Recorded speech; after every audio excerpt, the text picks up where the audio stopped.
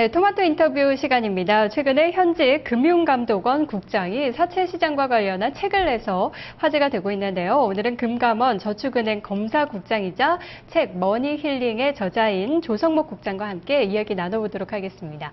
국장님 안녕하세요. 네, 안녕하십니까? 네, 현재 저축은행 검사국장으로 일하고 계신데요. 어떻게 해서 사채 시장에 대한 책을 쓰시게 되셨는지 궁금하네요. 제가 그 2000년 9월부터 10년 한 6개월 동안 그 서민금융 지원 업무를 했습니다. 그 고리사채 피해자들하고 상담한다든가, 뭐 불법 자금 모집하는 행위 단속이라든가 이런 업무를 쭉 해왔는데요. 작년 5월부터 이제 저축은행 검사국장으로 왔는데, 저축은행 검사국장을 하고 있는데도 문의가 많이 오는 거예요. 이런 때는 어떻게 대처해야 되냐. 그런데 사실 지금 가계부채가 1000조를 지금 육박하고 있지 않습니까? 그러다 보니까 가계부채가 커지면 결국은 사채 시장으로 많이 갈 수밖에 없습니다. 그래서 사채로 인한 피해를 좀 예방하고 이미 사채로 인한 피해를 입는 분들을 치유하는 데 도움을 드리고자 책을 발간하게 되었습니다. 네, 빚 때문에 고통받는 사람들을 위해서 책 발간하게 됐다 하셨는데 현재 고금리 사채 이용자가 얼마나 되나요?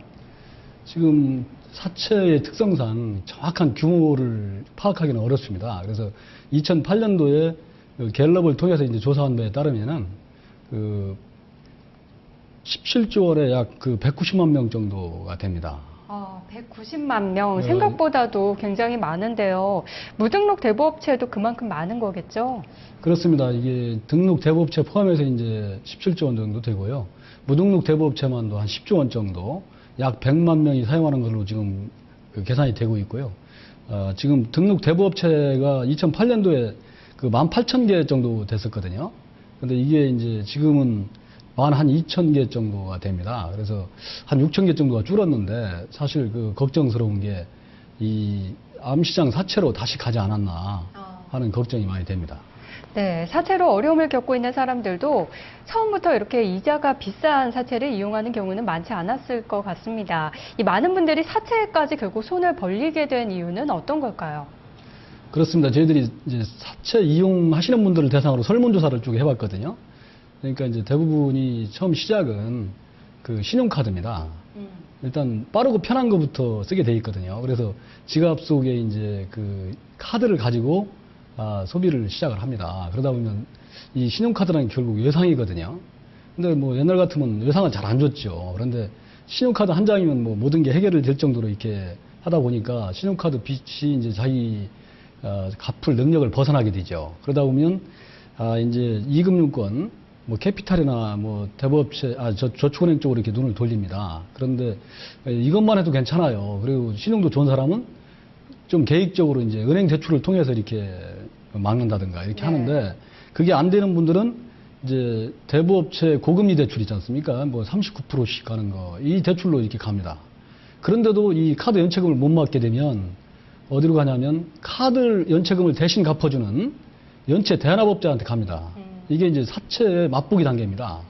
그리고 무지개 빠르고 편하거든요. 그러다 보니까 결국은 이제 그 사채 연체를 대신 갚아주는 사채업자하고 친해지다 보면 고리사채에 이제 점점 깊이 빠져들게 돼서 사채 돌려막기를 하게 되는데 문제는 결국은 지금 빚보다 돌려막은 빚의 이자가 더 높다는 겁니다. 네. 결국은 그래서 그 빚이 눈더미처럼 커지는 그런 과정을 거치게 됩니다. 정말 무서운데요. 그렇다면 이미 불법 사채로 인해서 나 혼자 좀 감당할 수 없는 수준까지 왔다. 이런 분들은 어떻게 해야 될까요? 그런 분들은 지금 저희 금융감독원 그 사금융 피해 신고센터가 있습니다. 거기에는 이제 그 캠코라든가 경찰이라든가 다 나와서 같이 상담을 좀 하고 있거든요. 그래서 사채업자의 불법 행위에 대해서는 국번 없이 1332로 신고를 해서 보호도 받고요. 그리고 헤쳐나갈 수 있는 그 길을 갖다가 상담을 받으시면 되겠습니다. 근데 크게 이제 두 가지로 볼 수가 있습니다. 사채빚을 쓴다면 법원에서 하고 있는 개인 희생이 있습니다. 네. 개인 희생제도가 뭐냐면 지금 제가 그 연소득이 5천만 원밖에 안 되는데 빚이 한 3억 됩니다. 그러면 예를 들어서 이거를 갚고 살려면 아마 10년이 걸릴지 20년이 걸릴지 몰라요. 그러다 보면 꿈이 없어지지 않습니까? 그럴 경우에는 내가 그 법원에 개인희생 신청을 하면 3년에서 5년 동안 가족들하고 최소 생계를 유지를 할 수 있는 비용을 빼고 나머지를 이렇게 합계합니다. 그러고 나서 3년이든 5년이든 이제 법원에서 정해준 기간 동안에 그 의무를 다 이행하면 나머지는 이제 면책을 해주는 거예요. 그래서 빚이 5억이라 하더라도 예를 들어서 뭐 1년에 1,000만 원씩 5년간 5천만 원을 갚았다. 그러면 4억 5천을 이제 면해주는 이런 제도입니다. 그래서 자기가 열심히 일해서 5년 동안만 열심히 일해서 사채빚을 이렇게 암 갖고도 면책을 할 수가 있고요. 그 다음에 이제 그것도 어렵다. 지금 일자리가 없고 소득을 창출하지 못한다 하면 네. 마지막 단계는 소비자 파산입니다. 그래서 이제 법원에다가 소비자 파산 신청을 해서 내가 가진 재산 가지고 결국은 이제 빚잔치라 하죠. 빚잔치. 잔치를 하고 이제 나머지를 면책을 받아야 됩니다. 근데 면책을 못 받을 경우에는 파산자로만 전락이 되고 나머지 채무는 계속 갚아야 되는 이런 경우에 빠질 수도 있습니다. 그래서 이런 제도들은 이제 성실하지만 불운한, 그러니까 열심히 일을 하고 있는데 정말 운이 나빠서 이런 분들을 지원하기 위한 이런 제도들을 잘 활용하면 되겠습니다. 그렇군요. 그렇다면 파산까지 가지 않고 최대한 좀 빚을 잘 갚으면서 사회생활을 할 수 있는 방법 어떤 게 있을까요? 크게 이제 프리 워크아웃이 있습니다. 이건 뭐냐면 개별 금융기관에서 이제 개인이 이제 실직이라든가 뭐 그 재해 이런 걸 당해가지고 어렵게 됐다 했을 경우에 빚을 좀 감해주고 내지는 상환 기간을 연장해주고 하는 이런 제도거든요. 그래서 이제 금융 채무 불이행자로 이제 전락되는 것을 막기 위해서 하는 프리 워크아웃 제도를 활용해서 신용불량자가 되지 않으면 되겠고요. 예를 들어서 그것도 안 됐다, 어렵다 그러면 결국 이제 금융기관 공동으로 협약을 맺어가지고 예를 들어서 조성무기가 지금 빚이 많은데 네. 금융기관 협동으로 해서 이분을 좀 구해주자 하는 게 이제 개인 워크아웃 제도입니다. 그래서 금융회사 공동으로 이분은 한 20군데 빚이 있는데 예를 들어서 여기는 기간을 5년으로 연장해주고 금리도 뭐 연체 이자는 면제를 해주고 이 금리도 좀 낮게 해주자. 그래서 5년 동안 나눠서 갖게 해주자. 이런 이제 그 협약을 맺어가지고 운영을 하고 있는데 여기에 통과를 하게 되면 자기 나머지 빚들은 면책을 받게 됩니다. 그래서 법원에 가지 않고도 이런 제도를 잘 활용하면 사채를 쓰지 않고도 이게 버텨나갈 수가 있습니다. 네, 어떤 문제든 간에 예방이 가장 중요한 것 같습니다. 고금리 사채 좀 걸리지 않는 방법 있다면 소개 좀 해주세요.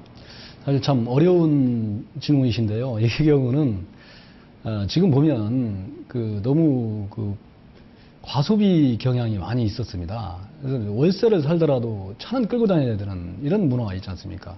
휴대폰 요금은 소득은 얼마 안 되는 휴대폰 요금은 몇십만 원씩 나오는 이런 과소비를 해서는 안 되거든요. 그래서 저는 일단 불급한 지출을 최대한 삼가하고 빚을 갚아 나가야 되겠습니다. 그래서 우리가 지출을 할 때 이게 꼭 지출을 해야 되는 돈이냐, 그죠?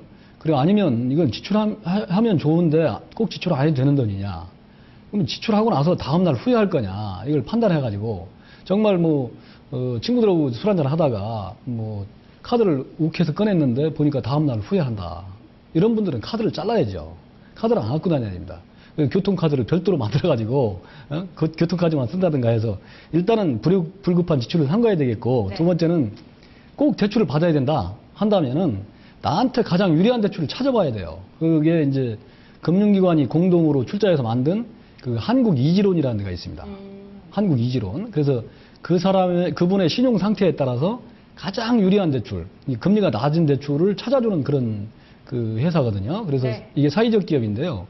이런 제도를 이용해서 본인한테 가장 유리한 대출을 받아가지고 비용을 줄여야 돼요. 이자 비용을 줄여야 됩니다. 근데 실제 빠르고 편하다는 이유로 자기가 지금 10%대 금리를 쓸 수 있는데 39%짜리 대부업체 가서 막 쓰고 있으면 안 되지 않습니까? 네. 이런 지혜가 필요하고요. 세 번째는 이제 이미 고금리를 쓰고 있다. 그러면 낮은 금리로 갈아타가지고 이자 비용을 줄여야 됩니다. 그게 이제 캠코에서 운영하는 이제 바꿔드림론이라고 있어요. 예를 들어서 39%짜리 대출을 갖다가 은행에서 10%대로 쓸 수 있게끔 해주는 거, 그런 게 있고, 네네. 재금융권 햇살론 이런 것들을 이용하면 금융 비용을 줄일 수가 있습니다. 여러 가지 가지 방법들이 많이 있네요. 받을 수밖에 없다면 최선의 방법을 좀 찾는 게 좋겠죠. 네, 오늘 말씀 여기까지 듣겠습니다. 말씀 고맙습니다. 예, 감사합니다. 네, 시장 흐름 다시 보도록 하겠습니다. 코스피는 0.4%대로 하락하고 있는데요. 1930선에서 큰 움직임이 없습니다. 코스닥은 0.3%대 상승한 500선 기록되고 있습니다. 남은 시간들 전략 잘 세우시고요. 오늘도 성공 투자하시기 바랍니다. 고맙습니다.